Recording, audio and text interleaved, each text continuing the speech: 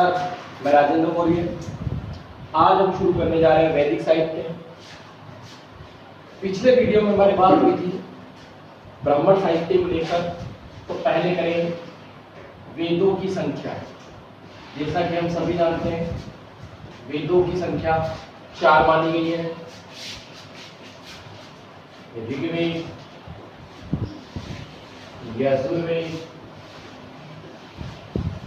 सामवेद और अथर्ववेद।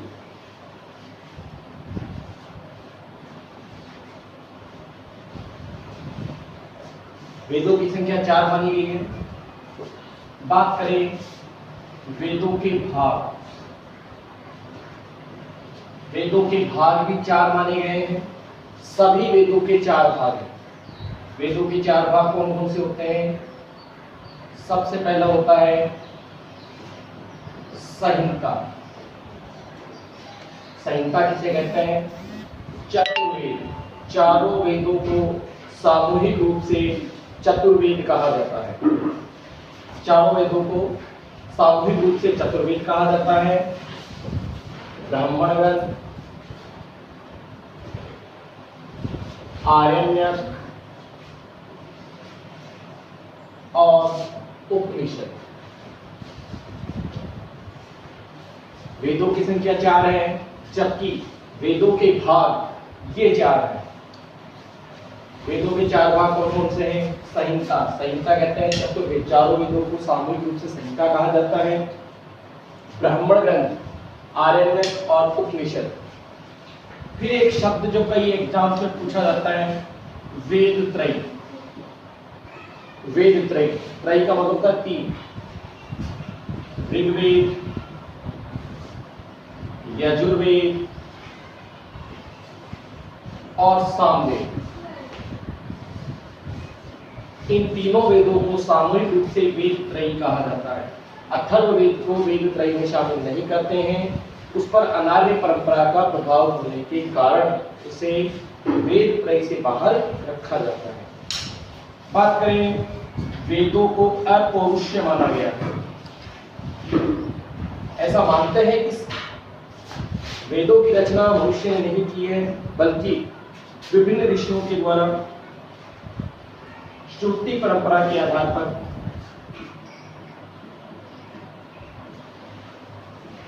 पर वेदों की रचना हुई है। वेद हमें जिस वर्तमान रूप में प्राप्त होते हैं उसमें हम इन्हें श्रेय देते हैं इसके संकलन करता हूं। तो वेदों के संकलन करता वेद व्यास जी को कहा जाता है। वेदों की संकलन करता वेद व्यास जी को कहा जाता है। अगली बात करें, सबसे पहले हम पढ़ें ऋग्वेद। ऋग्वेद की जब बात करते हैं तो ये प्राचीनतम वेद है। प्राचीनतम वेद है, आर्यों द्वारा लिखित,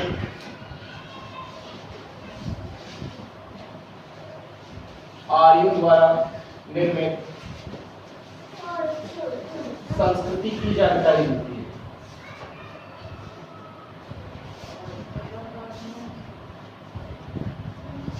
आर्यों द्वारा निर्मित संस्कृति की हमें इसमें जानकारी मिलती है। अगली बात करें ऋग। ये जो शब्द है ऋग, इसका अर्थ होता है ऋचाओं या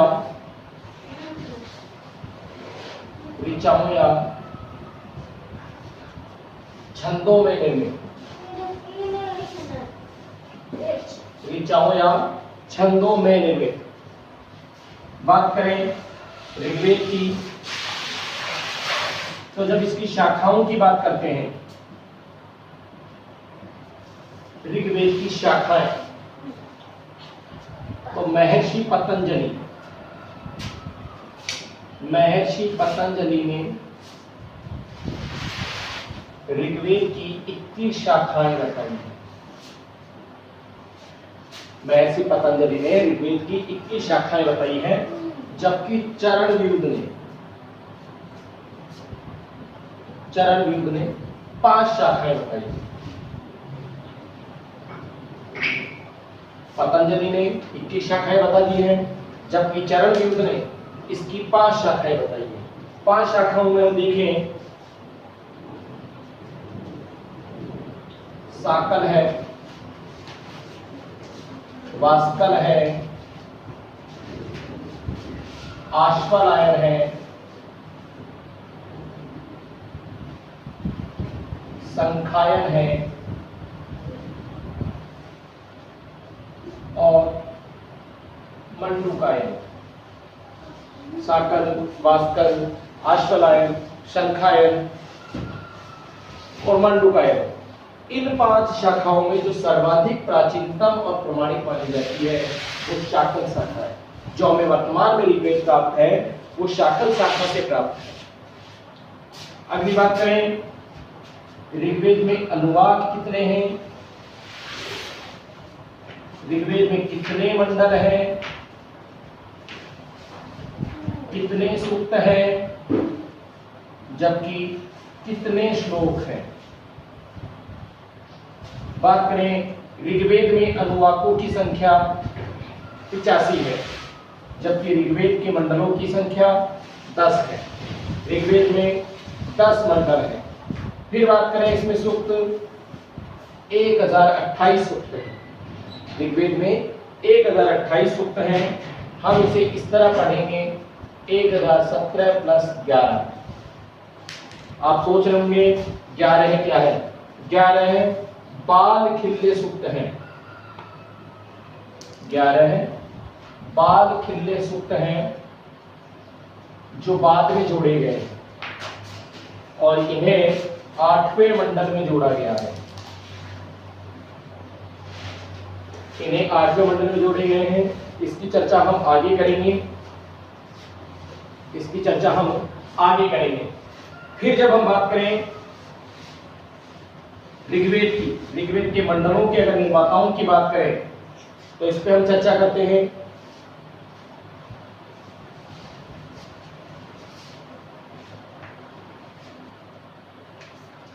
तो हमने देखा अभी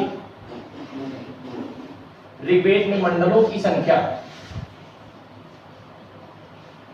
ऋग्वेद में मंडलों की संख्या 10 है। बात करें इसके निर्माताओं की तो हम इनके जब निर्माताओं की बात करें, प्रथम मंडल से लेकर 10वां मंडल,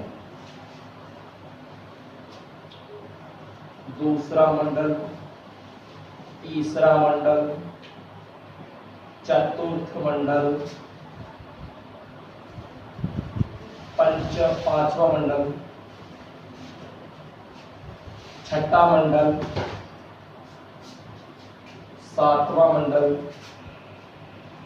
आठवां मंडल, नवां मंडल।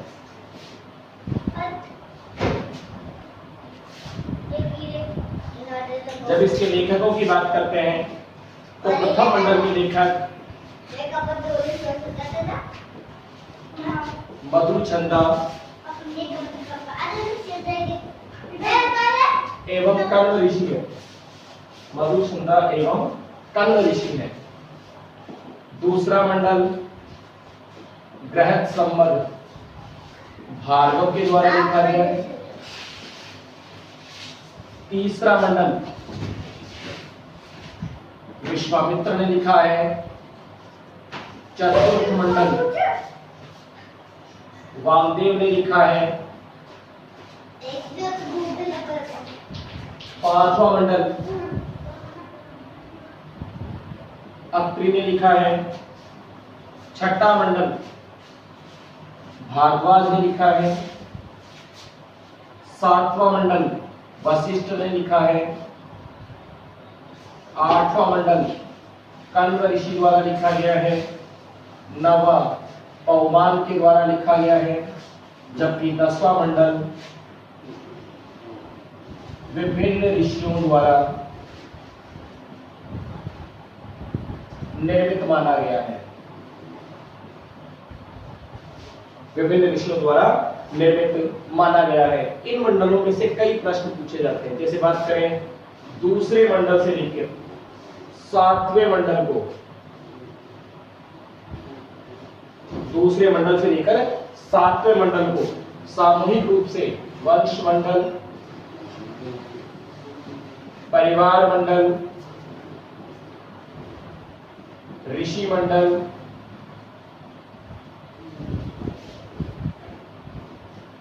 कहा जाता है। ऋग्वेद के सबसे प्राचीनतम मंडल,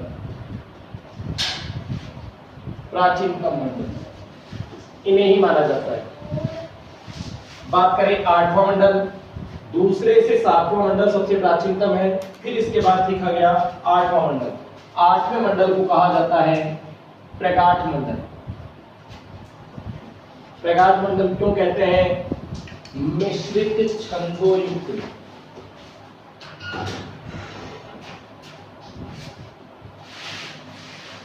होने के कारण इसे प्रगाठ मंडल कहा जाता है। इसी मंडल के सूक्त संख्या 49 में से 59वें तक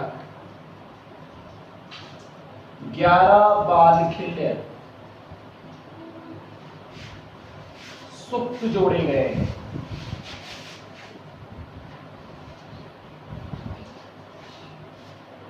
अभी थोड़ी देर पहले हमने देखा था ऋग्वेद में सूक्तों की संख्या 1017 प्लस 11 बराबर 1028।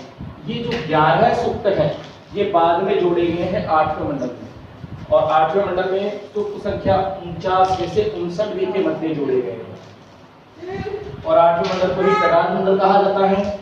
नवा मंडल सोम को समर्पित है।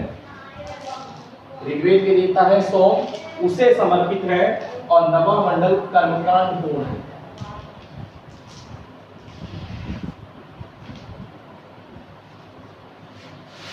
बात करें पहला और 10वां मंडल, पहला और 10वां मंडल।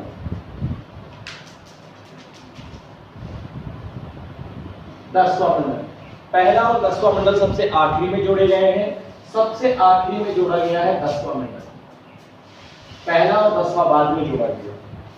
बात करें इन दोनों मंडलों को कहा जाता है क्षेपक मंडल। ऋग्वेद के सबसे बड़े मंडल यही है।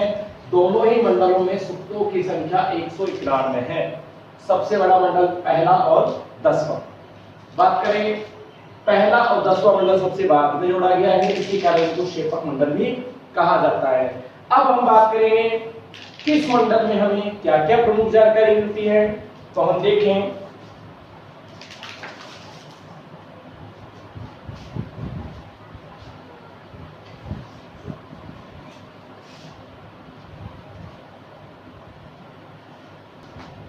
तो हम देख रहे हैं ऋग्वेद के प्रथम बिंदु, ऋग्वेद के प्रमुख बिंदु। प्रमुख रूप से हम किन किन चीजों को हम इसमें शामिल करेंगे, परीक्षा की दृष्टि से कौन कौन से महत्वपूर्ण बिंदु हैं। तो बात करें कि ऋग्वेद में सबसे प्राचीनतम सूक्त कौन सा है? प्राचीनतम सूक्त, तो ऋग्वेद का प्राचीनतम सूक्त है उषा सूक्त या अरोरा सूक्त। इसका संबंध कौन से मंडल से है? तो ये लिखा हुआ है दूसरे मंडल में। कौन से मंडल में लिखा हुआ है? दूसरे मंडल में। फिर बात करें प्रसिद्ध गायत्री मंत्र, प्रसिद्ध गायत्री मंत्र। प्रसिद्ध गायत्री मंत्र ऋग्वेद के तीसरे मंडल में है, और इसे लिखा है महर्षि विश्वामित्र ने। महर्षि विश्वामित्र ने इसे लिखा है, और ये सूर्य के एक रूप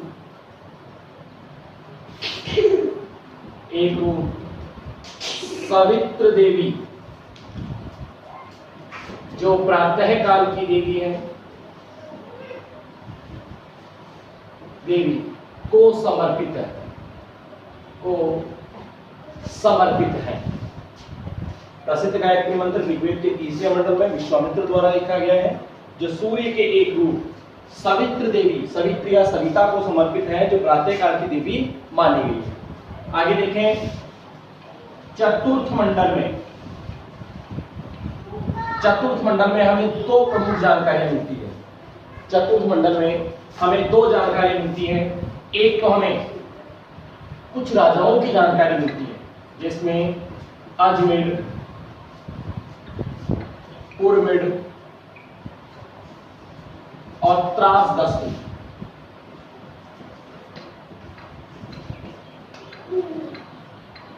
राजाओं का उल्लेख।